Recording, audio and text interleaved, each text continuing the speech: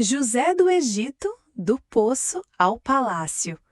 Em meio às areias escaldantes de Canaã, vivia Jacó, patriarca de uma grande família, homem temente a Deus e pai de 12 filhos. Dentre eles, um destacava-se aos olhos do pai, José, o filho de sua velhice, gerado por Raquel, sua esposa mais amada. Jacó não escondia sua predileção. Como símbolo de seu carinho, presenteou José com uma túnica colorida, um manto que brilhava sob o sol e inflamava de inveja os corações de seus irmãos. José era um jovem de coração puro e espírito sonhador. Certa noite teve um sonho, em que feixes de trigo se curvavam diante do seu. Em outra visão, o sol, a lua e 11 estrelas se inclinavam perante ele. Ao compartilhar essas revelações com sua família, sem malícia, causou desconforto. Seus irmãos, já feridos pela preferência do pai, agora se sentiam ameaçados por esses sonhos de grandeza. O ciúme transformou-se em rancor, e o rancor num plano cruel. Num certo dia, Jacó enviou José ao campo para saber como estavam seus irmãos e o rebanho. Quando o viram de longe, tramaram contra ele. "Lá vem o sonhador!" diziam com sarcasmo. Após hesitarem entre matá-lo ou poupá-lo, decidiram jogá-lo em um poço seco. Rubens, o mais velho, tentava dissuadi-los, pensando em resgatá-lo mais tarde. Mas antes que pudesse agir, os outros irmãos venderam José a uma caravana de ismaelitas que passava rumo ao Egito, trocando seu próprio sangue por moedas de prata. Com o coração apertado, levaram ao pai a túnica ensanguentada de José, manchada com o sangue de um animal. Jacó rasgou suas vestes, mergulhado em uma dor que só um pai pode conhecer.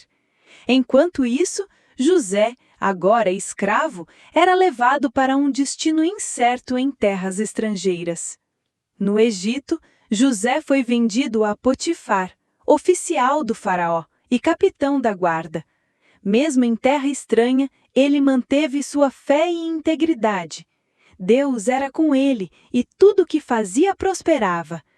Potifar, notando sua competência e lealdade, colocou-o como administrador de sua casa.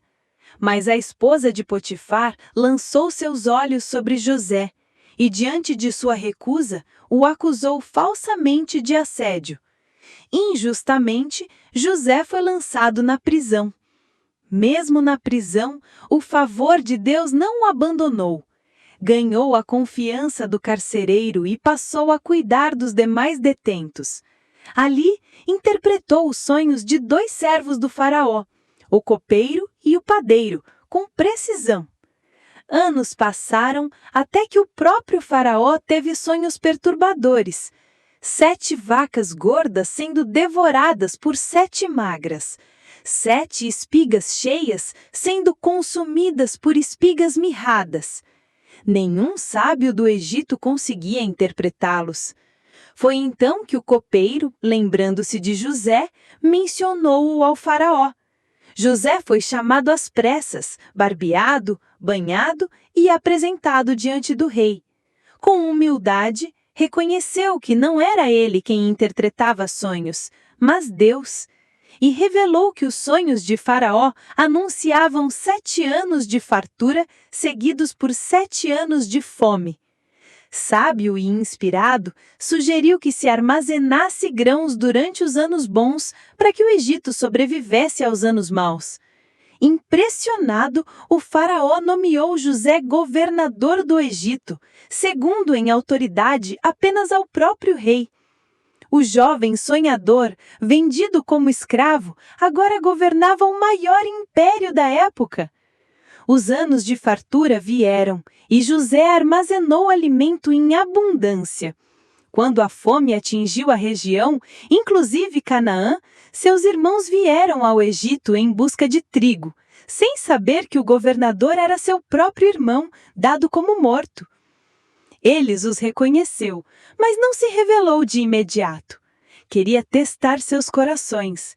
Após algumas provas, viu que haviam mudado. Judá, antes envolvido em sua venda, agora oferecia a própria vida em troca de Benjamim, o caçula. Diante disso, José não conteve as lágrimas. Mandou sair todos da sala e, chorando alto, revelou-se a seus irmãos. Eu sou José, vosso irmão, a quem vendestes para o Egito. Aqueles homens, tomados pelo medo e pela vergonha, prostraram-se diante dele, exatamente como nos sonhos de sua juventude. Mas José, com o coração curado, disse: Não temais, foi Deus quem me enviou adiante de vós para preservar a vida. E assim perdoou-vos. José trouxe toda a sua família para o Egito, inclusive seu pai Jacó, que reencontrou o filho que julgava morto. Viveu muitos anos em paz, vendo os filhos dos seus filhos. Antes de morrer, declarou: O mal que intentastes contra mim, Deus transformou em bem. Reflexão final. A história de José é uma jornada de fé, perdão e propósito.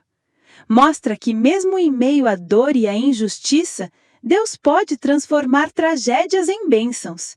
José nos ensina que a fidelidade em tempos difíceis é a chave para a exaltação no tempo certo. Que os sonhos que vêm de Deus, por mais improváveis que pareçam, se cumprem. E que o perdão é o maior testemunho de redenção.